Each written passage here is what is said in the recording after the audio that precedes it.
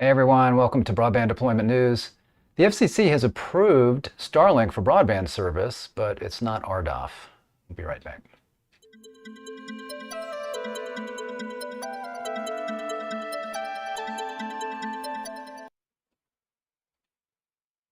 Thanks for joining me. Rick Husey here with Broadband Deployment News. So the FCC has approved Starlink to offer internet service, but this is on moving vehicles throughout the US. So this is a win for Starlink. I'm sure they've been looking for this. The question is this the FCC giving them a win because they're about to pull the rug out from under them on RDOF? Who knows? Maybe not. But anyway, in any event, this is good for SpaceX and Starlink. So you see here, FCC approves Starlink application for Earth stations in motion. SpaceX has secured U.S. approval to provide Starlink satellite internet service on moving vehicles, ships, and airplanes. In an order released on Thursday, the FCC granted SpaceX's application to operate consumer and enterprise Earth stations in motion, or ESIMs, throughout the United States. The FCC also approved a request from Kepler Communications to operate ESIMs on ships. Starlink and Kepler will be allowed to provide service on vessels in U.S. territorial waters and international waters. So this is kind of what one of the things that Elon Musk was thinking about when he was putting together his Starlink service was, in addition to providing terrestrial fixed broadband to places that are really hard to reach, just somebody's home on the top of a mountain where they have maybe a good shot at the sky but can't get fiber or can't get fixed wireless. This is a way they can get internet.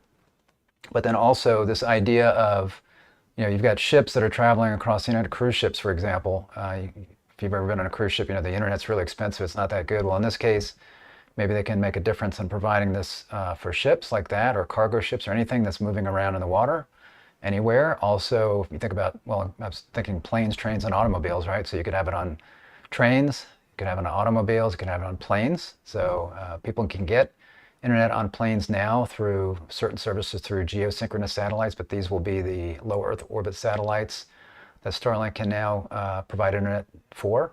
Then on the ground, you've got most people, I guess people could have it on their cars, but also Starlink is already providing service via RVs, but this will give them, and that would be an RV that's kind of parked, right? So they don't provide moving service, but this will give them the opportunity for people that have RVs that are driving along that can have internet service that way as well. So as it mentions here, Starlink offers a service for RVs, but it isn't designated to be used while the vehicles are moving.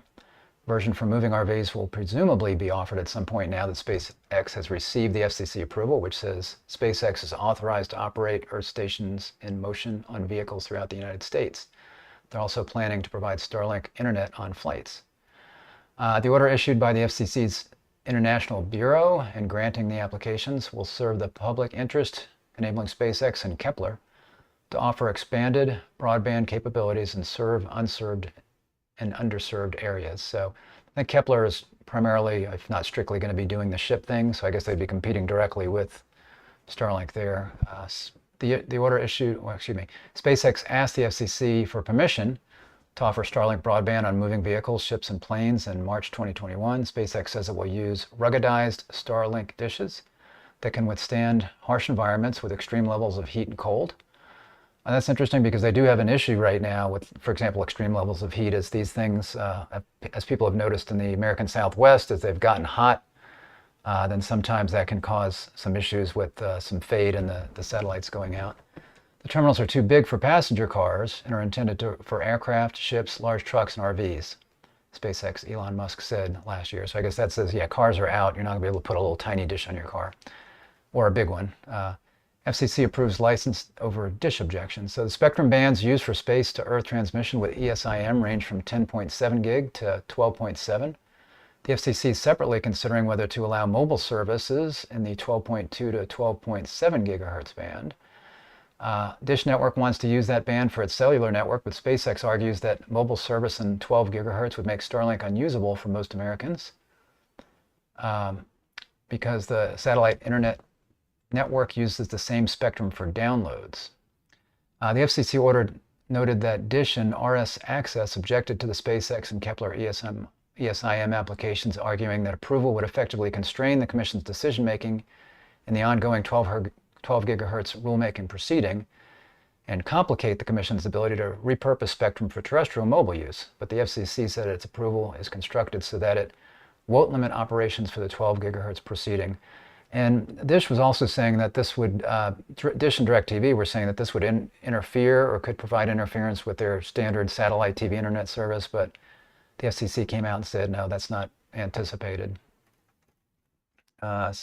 Says here that the SpaceX must accept interference in the 12 gigahertz band. The FCC said the authorizations are on a non-interference protected, in other words, unprotected basis with respect to operations in the 12.2 to 12.7 gigahertz band. Therefore, the applicant's ESIM operations must accept any interference received from both current and future services authorized in the band, even if such interference causes undesirable operations and they must not cause harmful interference to any authorized service, whether licensed or not. So, that's something that SpaceX needs to be aware of, is that they need to, as they're using this, any other interference that might occur, they need to be prepared for that. This is not licensed spectrum. And then even in the future, if some new technology is developed, although I would imagine the FCC, if this becomes an important service for people, that are traveling around, that the FCC would not approve future applications that might interfere with it unless there's really a compelling reason, I would suspect.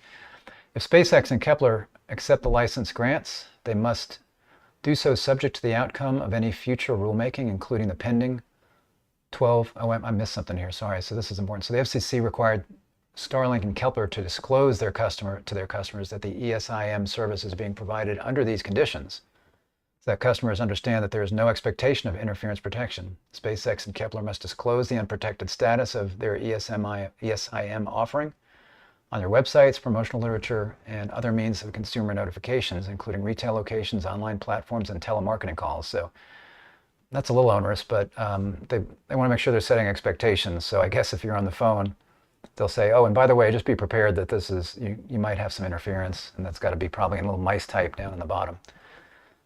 If SpaceX and Kepler accept the license grants, they must do so subject to the outcome of any future rulemaking, including the pending 12 gigahertz rulemaking, which could result in changes to bring the authorizations into conformance with any rules or policies adopted by the Commission in the future, the FCC said. Additionally, end-user terminals that are capable of operating, in other words, receiving in the 12.2 to 12.7 gigahertz range, must also be capable of such operation in 10.7 to 12.2. So they need to make sure they can cover those lower bands as well. It says here that we're trying to clarify SpaceX's approval to use ESIMs on aircraft, the FCC Order said.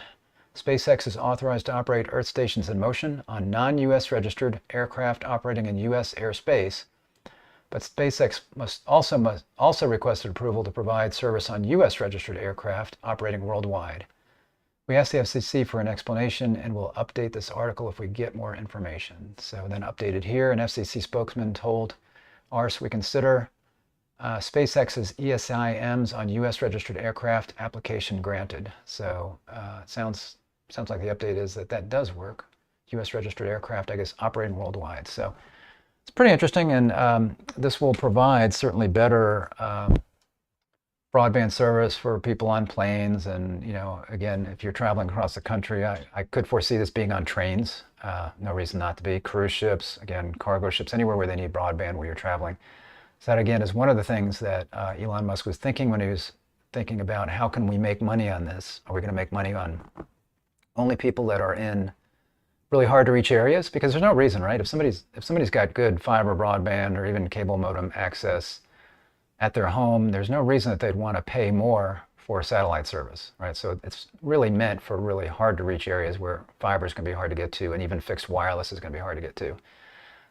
It could compete with fixed wireless in certain areas, but that's the main application for this. But then also these mobile applications where things are moving around and you don't have access other than a satellite.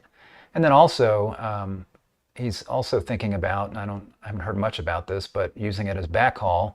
So you've got connections, you've got wires running under the ocean to connect up the continents. Well, he could also provide some backhaul across the continent that way, because it's actually quite fast, very low latency in space. So if you have satellites, you could beam you could use some of that bandwidth to beam across, kind of as a backhaul or backbone connection across the Atlantic, for example. So that's another thing that they were talking about when they were trying to make the return on investment make sense.